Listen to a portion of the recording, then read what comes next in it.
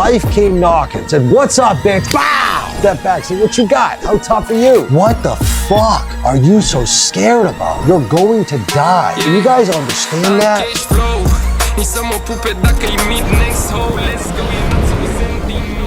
Guys, I'm coming at you from corporate headquarters here at Spofford Enterprises. This is the exact chair I sat in when I sold my company more than 4 years ago. This is where the magic happens in business. And I want to tell you a quick story. Got me fired up this morning. I was pulling in here and we're a big office complex and, you know, there's a lot of other businesses and operations here. And there was a guy and he got out of his car and he was morbidly obese. I mean, got out of the car and was having a difficult time walking.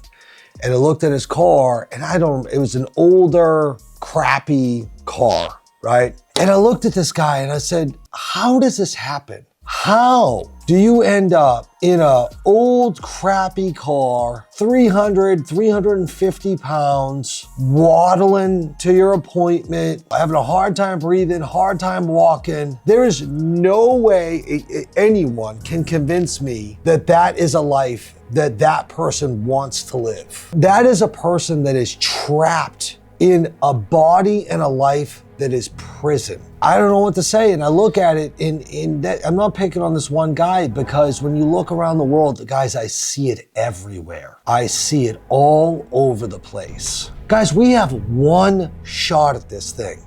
You get one spin on the wheel of life. We are here once, every single day. Right, I'm 41 years old and X amount of days. I'll never live this day of my life again. When I close my eyes and go to sleep and wake up tomorrow morning, this day is gone and it's gone forever. One shot, your mortality. You're going to die. We are all running out of time. How do you not give it everything you have to give? How do you not go fucking all in? What the fuck are you so scared about? Like, it doesn't even matter. You guys understand that? You guys understand that it really does not even matter that much. What's the worst thing that could possibly happen? You're gonna die, you're gonna die anyway. Your worst possible fear is the only guarantee you have in life. You understand that? Your worst possible fear for most of us is death. The end of life is the only one guarantee that we all have. Every single one of us shares that relationship with our own mortality and the fact that at the end of this, it comes to an end and we transition to the next thing, right? And I look at people like this guy, this gentleman, and I have a hard time imagining that they didn't just give up. They didn't just at some point throw up their hands. And I wanna know, like I look at people like that and I'm like, what happened? Like where in life did you give up? From Jump Street? Did you never care? Were you just okay with having no standards for your life from the beginning? Or was this a conscious decision? Was this an event in your life? Were you trying and moving through life and had this vision for a life that you wanted to live, but something impacted you so significantly that it threw you off the tracks and you started going down here and you put on the weight and all the other problems of life that came with this kind of giving up? What happened? Help me understand. Because I'm a guy that was raised in a dysfunctional environment. I came up in a time and around people in an environment that gave me some of the worst odds that I could possibly have. And after, some time, I changed my life. Almost 22 years old, I said, I'm not fucking doing this anymore. I'm getting sober, I'm done with drugs and alcohol for good, and I'm gonna fucking make something of myself. And guys, that was 19 and a half years ago. And I did. And it wasn't easy. And for all of these reasons, it is why I talk so much about your mental and spiritual toughness. I look at people like that and I'm like, you didn't do the personal development work, the preparation to be ready for life in all the battles that come. And so at some point, I imagine that people like this guy got in a battle in life. Life came knocking, said, what's up, bitch? Bow! right in your fucking mouth,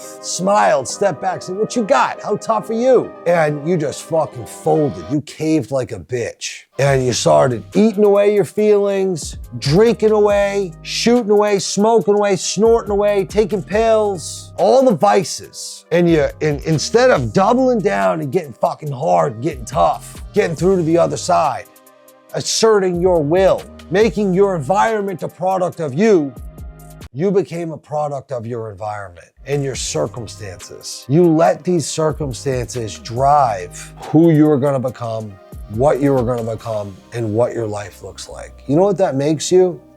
It makes you a victim of your own circumstances. Guys, I'm going to tell you something. I've had some pretty shit fucking hands dealt to me in my life at times. When the worst shit happens, I look at it and go, what can I do to make this the best? How can I treat this problem like it's something I chose myself? Where's the lesson that I need to learn? Maybe this is the experience that I have to have, but I never, ever, ever let it fucking break me, mentally or spiritually or emotionally. Inside and out. The Stoics, who I love, I read them every day, talk about something called the inner citadel. And what that means is this internal fortress of peace, and it is unswayable. It's described as being a large rock on the edge of the ocean. And sometimes the ocean rages and there are storms and big violent waves come crashing on this rock over and over and over, just beating this rock senseless. But the rock doesn't move.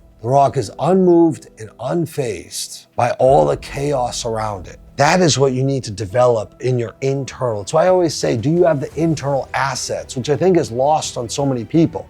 Have you done the work to develop the mental toughness, the spiritual toughness to be able to stand strong in any and all circumstances, no matter what happens to you? Or are you gonna cave and tap like a bitch? End up fucking 300 pounds getting out of a fucking 1997 Honda Civic, rusted out with some fucking oversized clothes on, trying to hide your fucking gross, obese body that you, and I'm not saying I think it's gross, I'm saying that you, the one that has it, thinks it's gross. I think you're discontent. I think you wake up and you look at yourself in the mirror every day and you say, what the fuck happened? How did I fucking become this?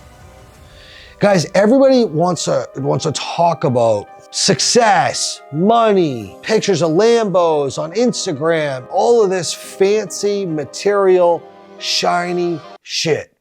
And I'm here with a message telling you that it all starts here. It all starts on the inside. You should have a shiny Lambo of character. You should have a shiny Lambo of personal development, of mental toughness. That fuck what this looks like first. Build the operating system through daily habits and dedication to personal development work.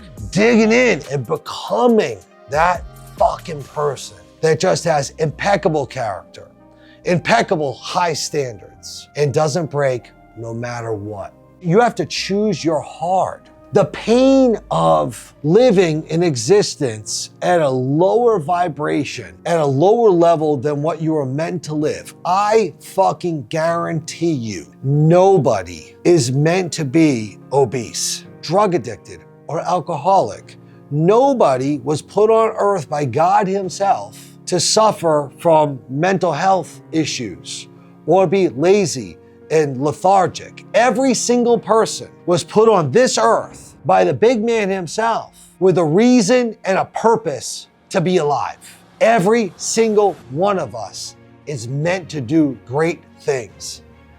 Not everybody does, but every person is meant to. And it's on you to dig down, find out what that is, and do the work to live a life worth living. Because you do not want to live in a prison of vices, obesity, being fat, drugs, alcohol, shame, guilt, remorse, depression, anxiety. Guys, these things are worse. They're self-inflicted wounds that are worse, self-inflicted problems than anything life itself can do to you. You understand that? You guys want to complain frequently about the circumstances of what life has dealt you, but yet you totally ignore the fact that what you're doing to yourself is worse than anyone has ever done to you, life included. You are responsible for your suffering. You are responsible for your life. You may have come up in the worst situation and have this crazy story and you're a victim of something when you were a kid or things that truly like would be very difficult to find ownership in. That exists, I understand, I've been there. But what you do with it, what you do with your life on the other side of it is fucking your responsibility. What are you gonna do? You're gonna be a victim for the rest of your life? You're gonna go the rest of your life talking about that thing that happened to me fucking last year, 5 years ago, 10 years ago, 20, 30, 40 fucking years ago? I've met victims in their 60s and 70s still talking about what happened to them as a kid. Some of this shit, guys, you know, maybe you need to go to therapy and figure it out and whatever, I don't know. But sometimes, eventually, you gotta get to a point where you move the fuck on. A goal, no matter how you do this, meaning you could go to therapy, do breath work, go to yoga, go work it out in the gym, lifting weights, the fucking 1,000 different self-help ways you can deal with whatever demons you have going, have to have a shared fucking goal. That at the end of it, you move the fuck on. You can't live in the problem forever.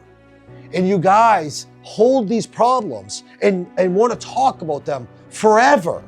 And it's like a fucking pacifier. It's like a binky. You're a big old baby in life. Just suck it on your fucking victim binky.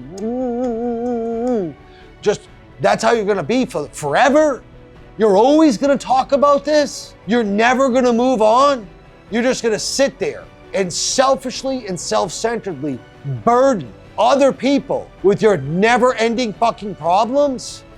No, guys, that ain't it. That ain't it. And if you got a friend like me in your life, I'm not gonna let you do that. You're watching this video, I'm your YouTube friend.